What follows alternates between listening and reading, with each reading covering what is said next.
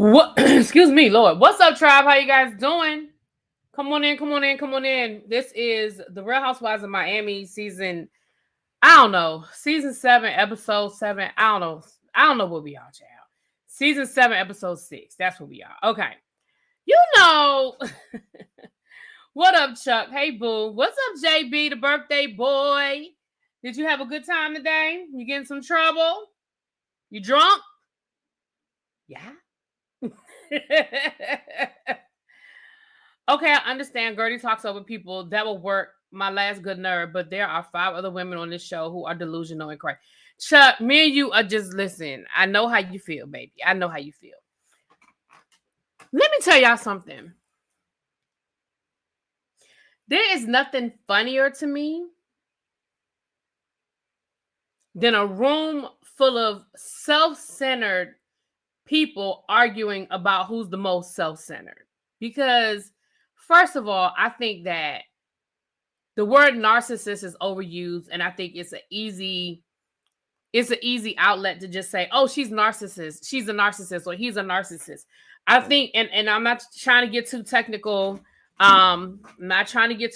But like, for a clinical diagnosis of being a narcissist, you have to hit a bunch of markers, right?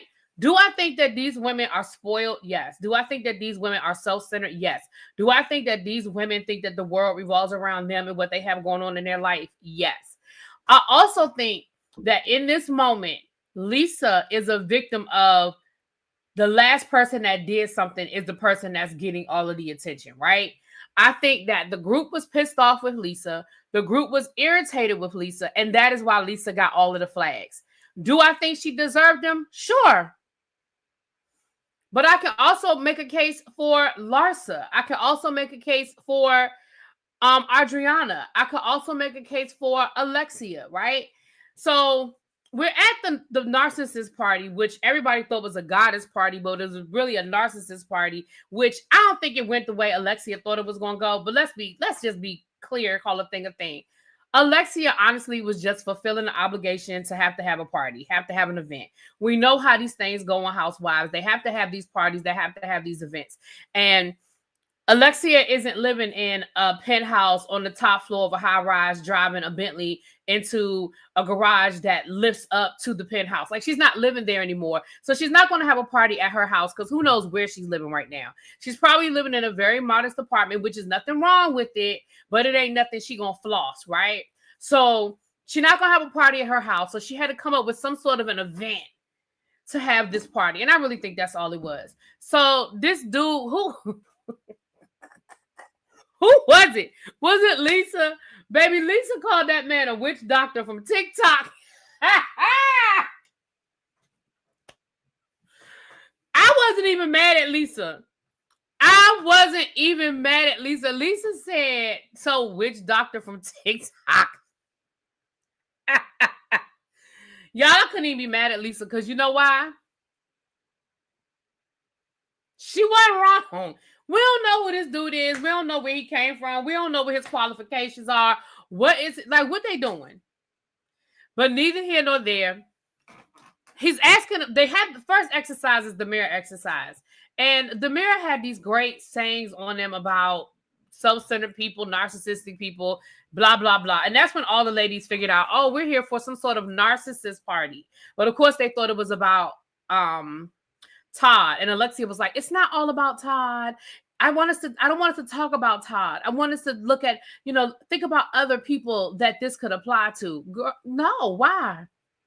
So they do the mirror challenge, and all the ladies are walking around reading these sayings and really taking in. And Lisa is having a photo shoot. Now,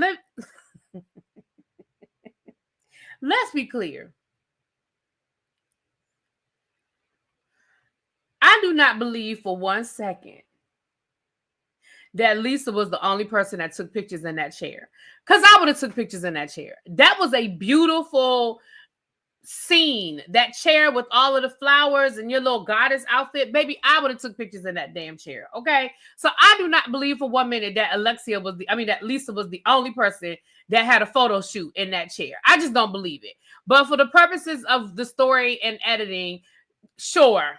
Sure, Lisa was taking pictures and had a photo shoot while the rest of the ladies were reading the mirrors and really taking in what was being said. Sure. Sure. So then we move to the couches. And again, they have seats there and then they have this throne. Now, mind you, we're talking about narcissism and there's this big throne there. And they're like, well, who's going to sit in the throne? And Alexia was like, of course I am. Of course I'm sitting in the throne. So again, I'm sitting here like, so again, we're having this conversation about who's the biggest narcissist, but you got this big old throne at a party about, girl, it was a mess. So I don't know the order of the questions, but one question was, who plays the biggest victim? Of course, the majority of the people put their flag in Lisa's vase. Who thinks everything is about them? Put everything in Lisa's vase. Who thinks they have the bigger problems or something along those lines?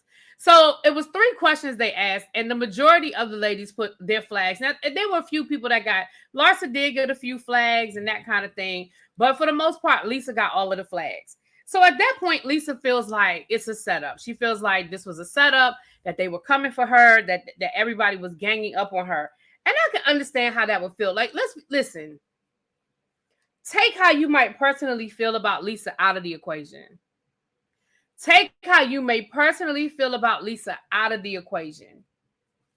It can't be a good feeling that you're sitting in a room full of, 6 other women, and literally everybody is saying you're the worst in the room. Regardless of whether it's true or not, it's not a good feeling. So Lisa gets upset. Lisa's crying.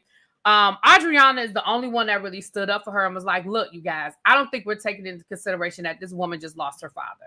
Like, she's dealing with a lot. She's very emotional. And I do feel like this is a whole pile on. But we know that Adriana likes to play that game. Like, Adriana likes to look like she's saving somebody, or that she's the only, excuse me, y'all.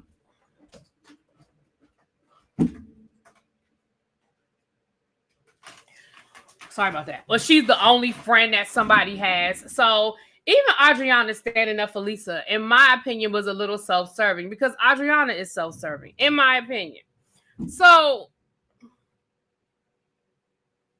y'all know Larsa has an entire campaign in that shit. Right, exactly, Chuck. I'm sure if we go to Larsa's Instagram and scroll back about 8 months, I'm sure we'll find those pictures. I doubt, like I said, I'm not going to sit here and believe that nobody else took a picture in that chair. Because like I said, I would have taken a picture in that chair. Okay.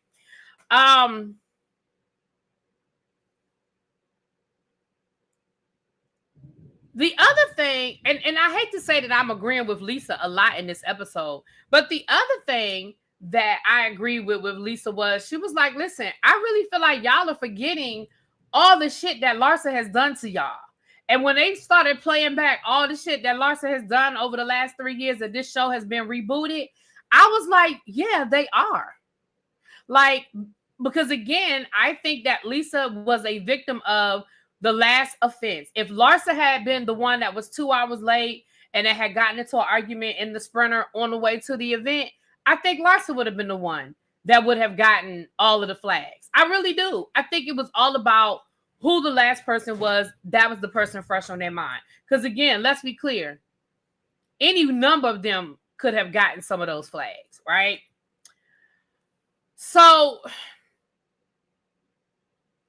Lisa and Larsa decided they're gonna I do hate to agree with Lisa, JB, because Lisa irritates my soul. But I'm gonna be honest, Larsa gets on my nerves more than Lisa does. Larsa absolutely gets on my nerves more than Lisa does, because even the way this episode ended, which we'll get to that, Larsa, girl, you can never give any grace. Like, you're never going to give any grace. At least Lisa brought up a good point. Now, listen, when somebody's right, they're right. And Lisa brought up a good point. She said, listen, I have not brought up Lenny's name. After we had that conversation last season where Kiki was like, Lenny, can't you talk about something else? She said, I have not brought his name up, even though we still got shit going on with this divorce and with everything going on with the kids and stuff. I'm still dealing with shit from Lenny, but I have not brought his name up. And I was like, you know what? She's right. She's right. So to take that into account, I'm like, Lisa was actually making some valid points. But neither here nor there, Lisa and Larsa decided that they were going to sit down and talk. Now, Larsa really, to be fair, Larsa did not want to have that conversation.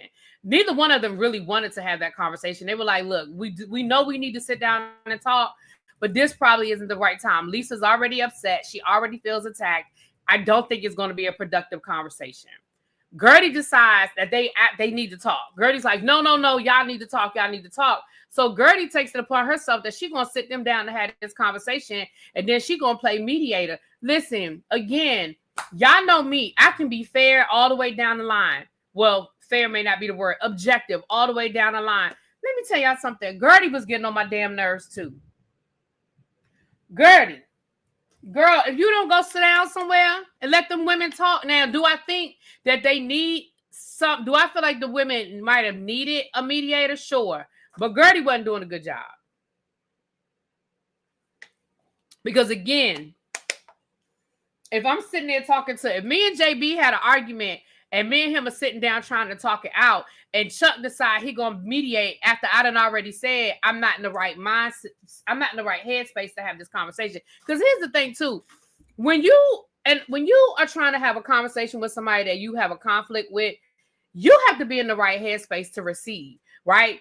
So both of y'all have to be in a place where y'all are ready to receive what the other person is saying. Not listening to respond, but listening to understand. And if Larsa and Lisa both said, listen, we know we need to talk, but now's not the time because it's not going to be productive, we need to respect that. Now, let's break the fourth wall for a second. Do I think production has something to do with that? Yeah, I do. I feel like production was like, this will be a perfect time to get another scene. I do. I really think production, I don't think Gertie took it upon herself that this was the time. I think production told Gertie to get in there. That's what I think. But neither here nor there, that's what happened.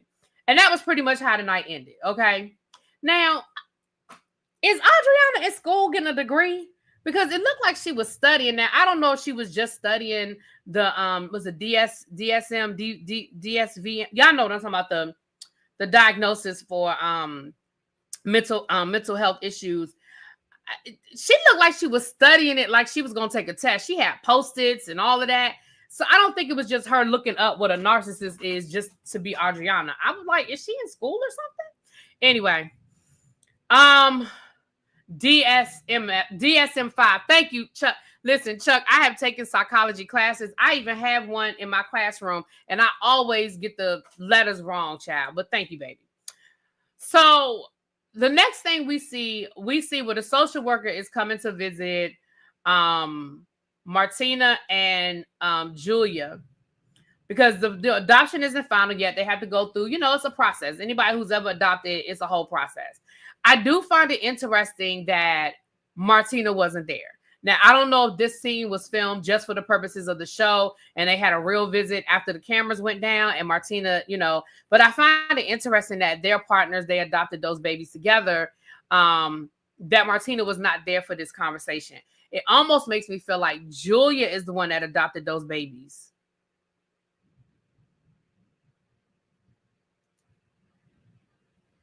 And not them as a couple.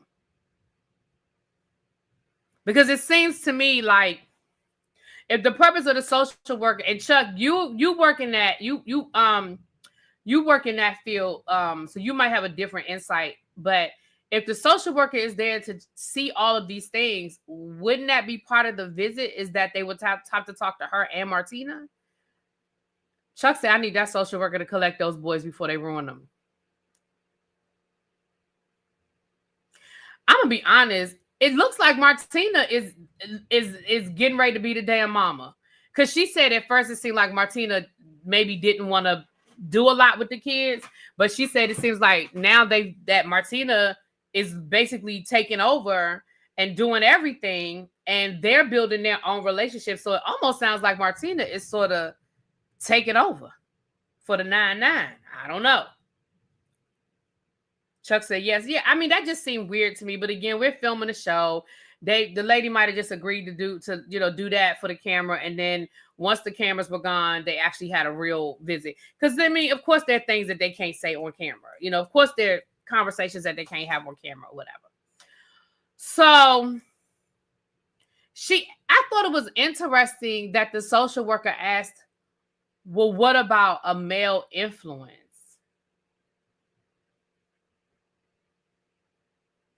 And I found that interesting because you knew that it was a lesbian couple that was adopting these two boys. And I've never adopted before. I've never even looked into the process of adoption. So I don't know what the expectation is, but I just thought that was interesting that the question was, well, where are they going to get a male influence? You had to know that it was a low probability that they were going to get a male influence being adopted by a lesbian couple.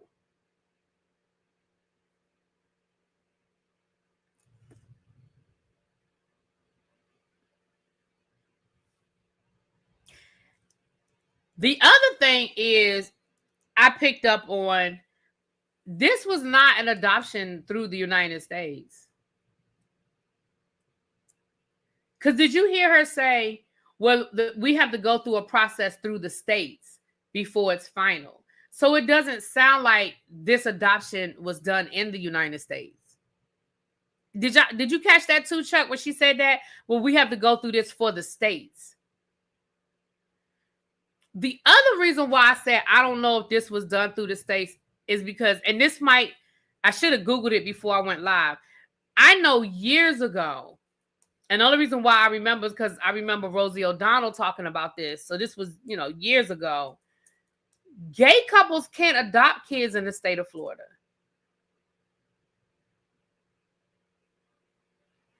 Because I remember Rosie O'Donnell talking about that, because she lived in Florida, and that was part of why she moved out of Florida, because her and her partner wanted to adopt or was adopting or something along those lines. Because, Rosie O'Donnell has adopted like 4 kids.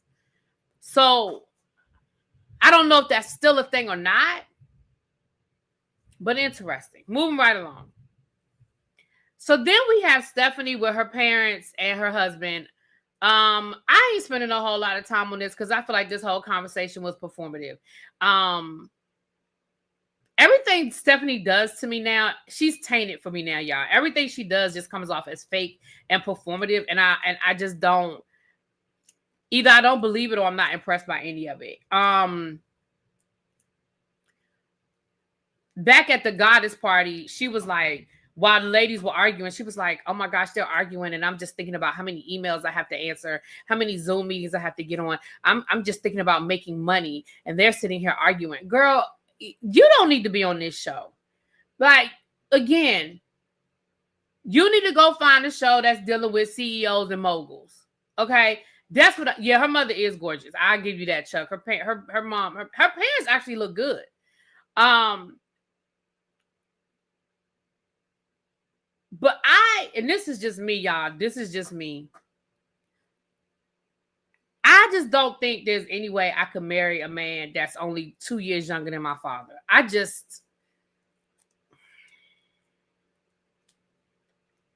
can't even wrap my brain around that. And I mean, I know love is love, and who am I to judge somebody's love? But baby, I can't wrap my brain around that one. My light was way over there. I can't even wrap my brain around that. How you marrying somebody that is only 2 years younger than your father? Then is this whole storyline with her sisters. Like I said, until I hear her sister's side of this story, I'm reserving judgment because I don't know what's really going on. And she said that her relationship with her sisters is separate from the issues that her sisters are having with their parents. So it sounds like the 2 sisters already had a bad relationship with the family before you tried to give them a job. She absolutely was, Rachel. She was. It was about the money. It was about the money. Thank you, Lady Leatherneck. But in my opinion, I agree. It was about the money. Because if people poor, anyway. So yeah, until I need the sisters to come down and do an interview. I wish I knew their name. I'll reach out to them. I need the sisters to do an interview, a vlog, go to the blogs, Reddit, something. I need to know the story. I need to know why the sisters don't mess with the parents, and I need to know why the sisters don't mess with Stephanie. I do think it's hard when you work with family, especially when one family member is the boss and the other two family members are the subordinates. I understand that I definitely understand that legit could just have been an issue as it relates to that. That I understand. But I want to know the story. I want to know the story. I mean, you brought it up. You brought your sisters up. You using your sisters as part of your as part of your storyline. So I want to know. Then we have Gertie and Russell. I love Russell. When I tell you that this scene had me in tears, I love Russell and I love Gertie and Russell. And that's another reason why I want Gertie to get off this show, because relationships just don't do well on reality shows. And I just want them gone, because again, y'all know what these women do. When they can't get to you, they attack your relationship, right? And the last thing I want is for them to start talking about, yeah, we heard that Russell was having an affair with one of the firefighters at his house.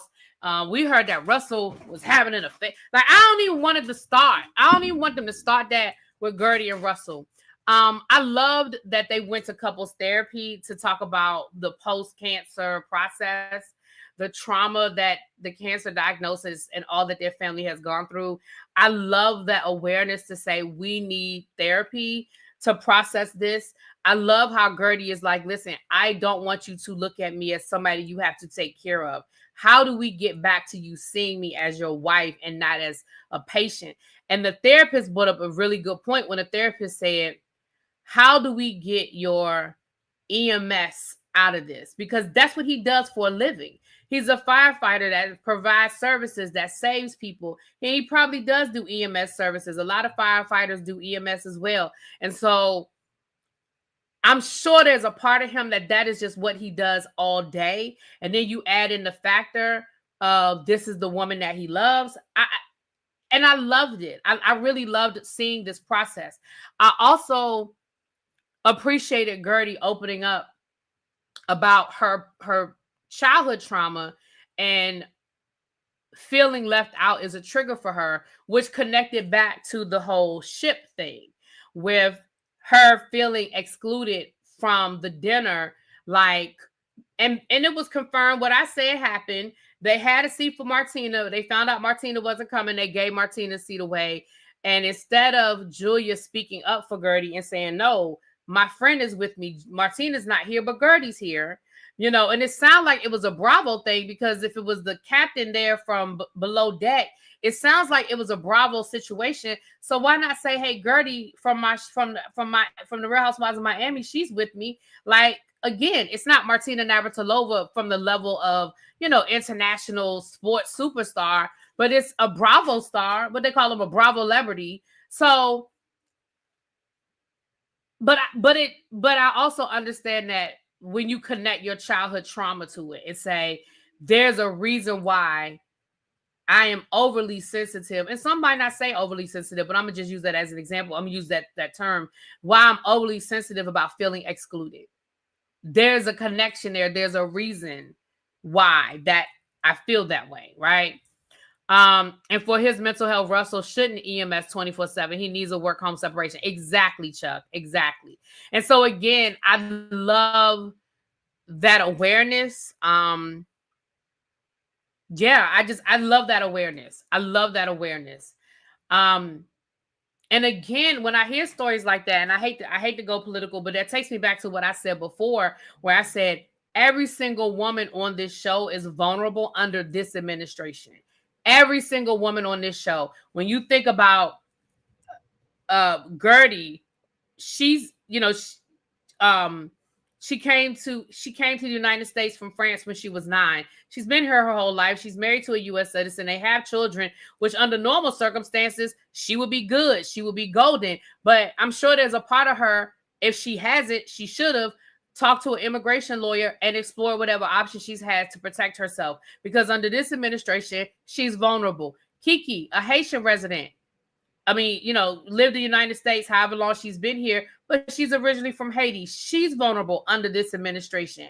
Now, Lisa, she's not so vulnerable because, you know, but she's not a U.S. citizen, right? Larsa is first generation. You know, she's first generation, so her parents are vulnerable. Maybe not so much, but just, you know, from the grand scheme of things. And then, of course, we know Alexia and Marisol are Cuban. So all of them probably have a story to tell, regardless of which way they voted. And I'm going to just leave that there. I'm going to leave that right there, regardless of which way they voted. But anyway, so that was very interesting. So then we have Larsa and Lisa meeting up for this sit-down conversation. Can I tell you, they edited that down to less than 10 minutes. And I say edited because I know good and damn well it lasted, that whole moment lasted longer than 10 minutes. They edited it down to less than 10 minutes, and I was exhausted.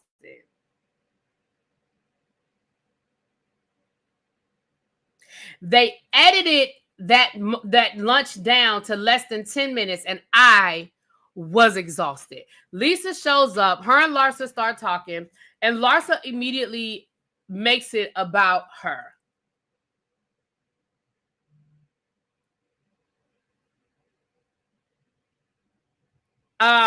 You know, Chuck, I really wasn't going to bring it up because I'm not going to say just because she was listening to that automatically makes her MAGA, although I think she probably was.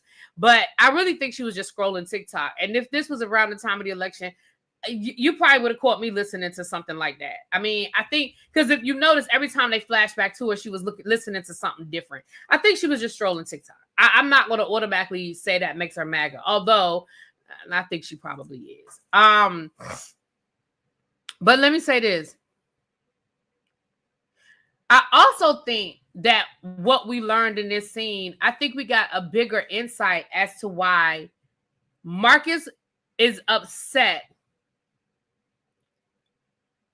with Larsa and why he may have said the things that he said, which I'm not excusing him threatening her and stuff like that, but and it also explains what happened the last night they were in Milan and why Jody was so upset. So allegedly, according to Lisa, Marcus believes that Larsa is the one that sent that picture to the paparazzi, or Larsa was responsible for the paparazzi getting that picture of Marcus, you know, with the party favors in the south of France. Now, I don't know why Marcus thinks it's Larsa. I don't even know if it legitimately could be Larsa. But if Marcus feels like Larsa is the reason why that picture was in the blogs, why that picture was in the media, I understand why he texted her and threatened her. I'm not saying that makes it okay. And I'm not saying that he was right to do it. But that gives some context to why Marcus was threatening her and saying the things he was saying to her. Because if he thinks she's the reason why a picture of him snorting cocaine, oh, I shouldn't have said that, you know, made it into the media. Now, do I think it was Larsa? I don't. Because, sir, you were sitting out in public in broad daylight. It's not like it happened in Larsa's living room. It's not like it happened like it was a picture from the backseat of a car. Sir, you were literally out in public. Broad daylight. Literally anybody could have taken that picture and sent it to the paparazzi. So for you to think it was Larsa, I mean, unless you have some reasons to think it was Larsa, you know, that we don't know about, but it gives some context to why Marcus was threatening her. And it also gives context to what happened that night in Milan. Now, again, do I think it was Jody's place to say anything to Larsa about it? Absolutely not. They don't have nothing to do with you, Jody. Why are you addressing it? Why are you having a conversation with Larsa? That's not your business. That's not even your real friend. Like, that's not your real friend. You met him because of Larsa, and maybe y'all hung out a couple of times outside of that, but that's not your friend. So that's not your place to be confronting her. Then Larsa gonna tell Lisa, she gonna say, you need to really make up with me because you running out of friends. Larsa be saying some of the most disrespectful shit. She told Lisa, girl, you running out of friends.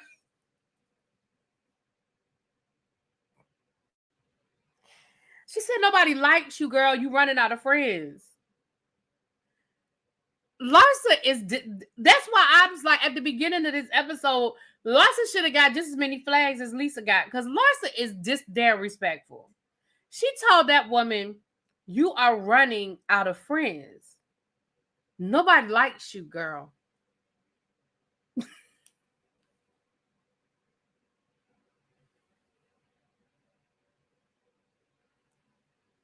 I'm like, what?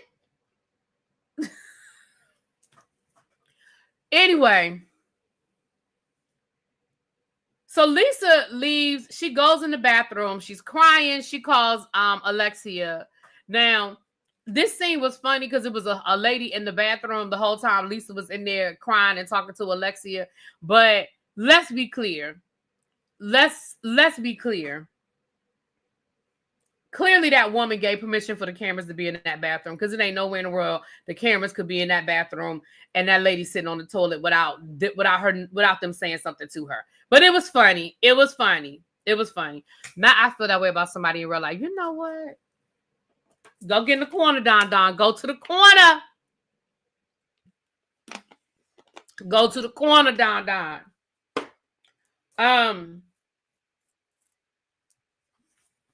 But didn't Larsa lie about what?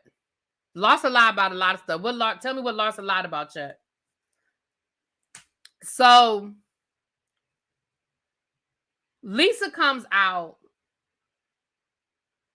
and then she's sitting outside talking to and she on speakerphone. And I know why she was on speakerphone, so production could hear the conversation. Because, baby, when I tell you that's one of my biggest pet peeves, that's one of my biggest pet peeves is people being on their phone without earbuds. And like, everybody don't want to hear your conversation. Everybody don't want to hear what you're looking at on TikTok, YouTube, Instagram, podcast, book on tape. Nobody. That is one of my, that irritates my soul. I cannot stand when people do that. The man had to tell Lisa to go outside because she was loud inside of that damn restaurant. So Lisa goes back over to Larsa. I thought Lisa was going to leave. The way she got up from that table and said she had to go to the bathroom, I thought she was going to leave. But basically, child, y'all know what they did. Y'all know what they did. They agreed that they were going to work on their relationship. They agreed that they missed each other. Even though I'm going to give it to Lisa. Lisa wasn't like, okay, we're besties again. But Larsa was like, so can I call you my best friend again? Baby, Lisa was like, we need some couples therapy. Like, we can't just jump back into being best friends, baby. We need to work our way there. We need to move. We need to ease on down this road a little bit. Like, we can't just jump into being best friends again. Okay. I want Lisa's designer sunglasses. You said, but didn't Larsa lie about Lisa not having friends? You're saying, but did Larsa lie? Child, y'all know how these reality shows, those ain't they real friends in real life. I mean, again, some of them do hang out in real life. Some of them are friends in real life. But the majority of them see each other when it's time to film this damn show. That's why when they be on here arguing about, you didn't call me, you didn't reach out to me, I didn't know this and I didn't know that. Because y'all not friends. Like I said on Married to Medicine, these women keep fussing with Quad about not calling them and talking to them when they not filming. Because y'all not Quad's friends. If you follow Quad's Instagram, you know who Quad's friends are, because that's who she going to Africa with. That's who she going to the Bahamas with. That's who she going to dinner with. That's what she having over her house when she be having her little sleepovers and her girls' parties. Like, Quad will tell you on her Instagram who her friends are. And ain't none of them ladies from Married to Medicine at none of them damn events. Not near one. Not a one. None of them. At all. So it's that same concept, child. Now, do I think that some of them are friends outside of the show. Yes, I think some of these ladies do develop real friendships, but they're not all friends. And they're not all best friends. Because that's the other thing that irritates me. I hate that people act like we can't have layers to friendship. I hate that people act like you can't be good acquaintances. Everybody ain't best friends. And we don't have to be best friends. You could be somebody that I call and go to lunch with every once in a while. Somebody that, you know, I got an extra ticket to the show. You want to come with me? Somebody you feel like going to brunch. Hey, girl, let's do brunch next week. Like, it's nothing wrong with that. Listen, at this season in my life, everybody don't have space at that table. And that's no shade. Because I know I don't have that space at everybody else's table, and I'm okay with that. I'm okay with people. Listen, I'm no longer that person that feel like, damn, I ain't talked to you in 3 months. What's wrong? Baby, life is lifing. Life is lifing. Because truth be told, I ain't the best when it comes to the phone either.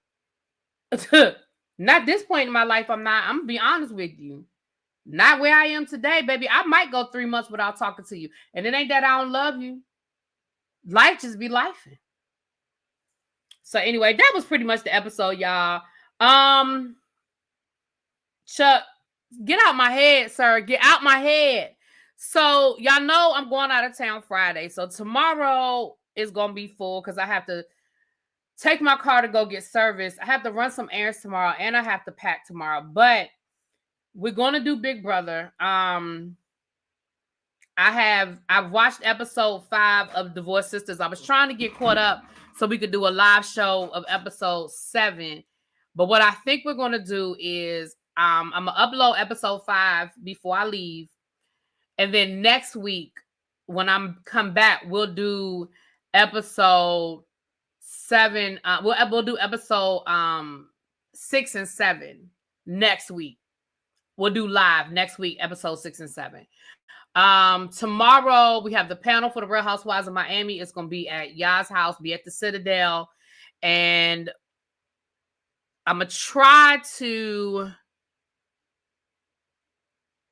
before I go to bed tomorrow night, I'll try to do Big Brother, the eviction.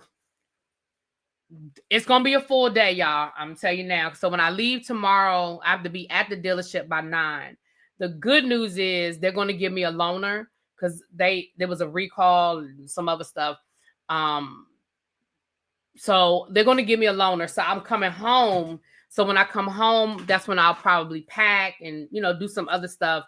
And then when they call me to go pick my car up, I have to go past my parents' house and get some stuff for them because they want me to take some stuff to my niece. So I got to go past my parents' house. But I really want to be packed when I leave to go pick my car up tomorrow.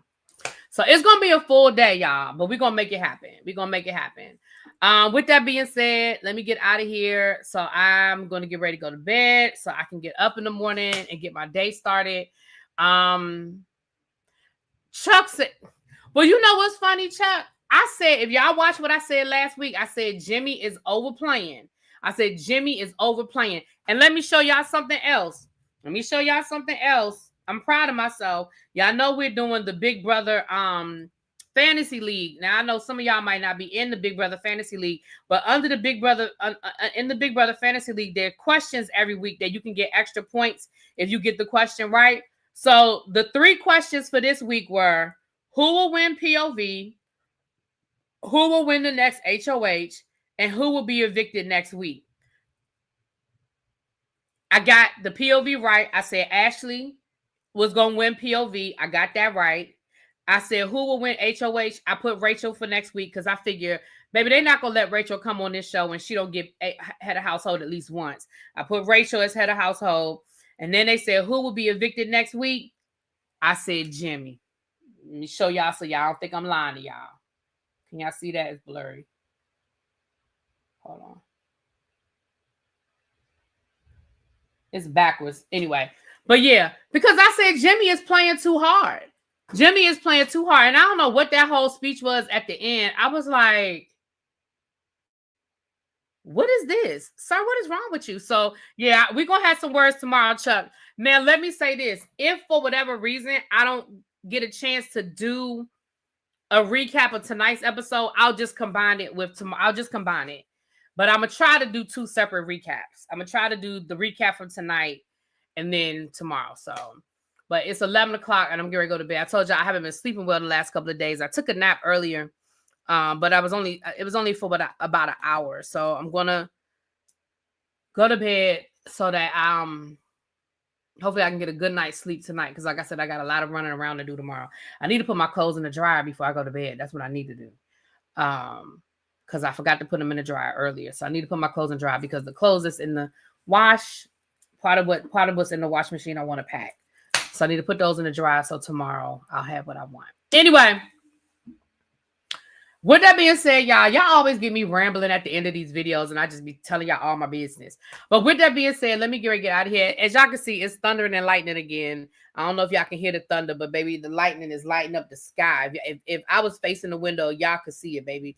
The whole time we've been, there go the thunder. Y'all hear it? I don't know if y'all can hear the thunder. And the lightning has been just lighting up the sky. So let me get up off of here. Y'all hear it? Can y'all hear the rolling? Y'all hear that thunder?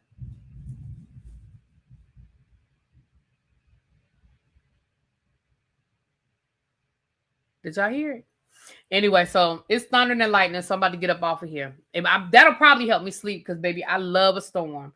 I love listening to the rain, so that might help me sleep tonight. Anyway, with that being said, I'm out of here. I'll talk to y'all later. Peace.